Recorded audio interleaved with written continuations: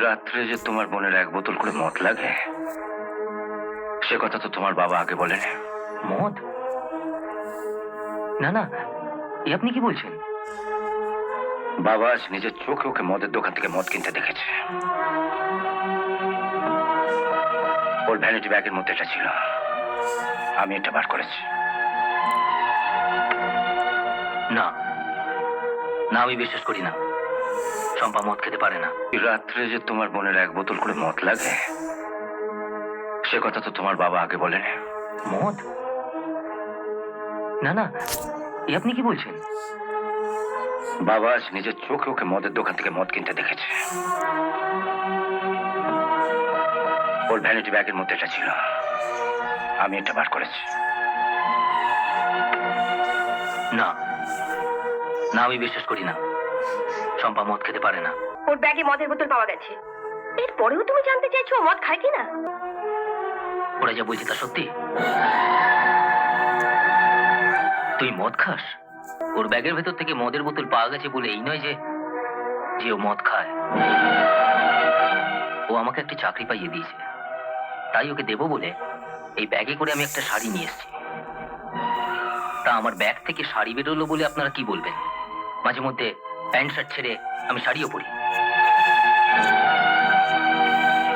আপনি তো বিচারক ছিলেন, বলুন এই ব্যাগ থেকে শাড়ি বেরোলো বলে এটাই কি প্রমাণিত হয় যে আমি শাড়িও পরি? বলুন। আমি যেমন ব্যাগে করে শাড়িটা নিয়ে এসেছিলাম আমার বোনকে দেবার জন্য, এমনও তো হতে পারে ও ব্যাগে করে মদের বোতলটা নিয়ে এসেছিল ওর স্বামীকে দেবার জন্য। না, ওকে দেবার জন্য কেন আনবো? ওকে মদ খায়? তুই কেন সবার সামনে আমার স্বামীকে ছোট করে দিচ্ছিস? জানি তোরা কেন জোর করে বড়লোক বাড়ির ছেলের সঙ্গে আমায় বিয়ে দিলি? বল কেন দিলি? খাট বিছানা সোনা দানা এসব দেওয়ার যখন তোদের মুরত ছিল না, তখন কেন এই বাড়ি বউ করে আমাকে পাঠিয়েছিলি? তোরা জানতিস না যা 3 মাস পরে স্বামী খাটে জায়গা পায় না, মেঝেতে মাদুর পেতে শুতে হয়, বুকের যন্ত্রণা থাকতে সে মদ খাবে না, তা আর কি খাবে? তার মানে তুই স্বীকার করছিস তুই মদ খাস? হ্যাঁ, খাই খাই খাই।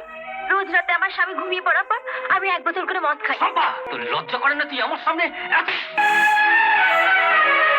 শোনো, এটা ভদ্রলোকের বাড়ি, ওকে মারতে হয় বাড়িতে নিয়ে গিয়ে মারো।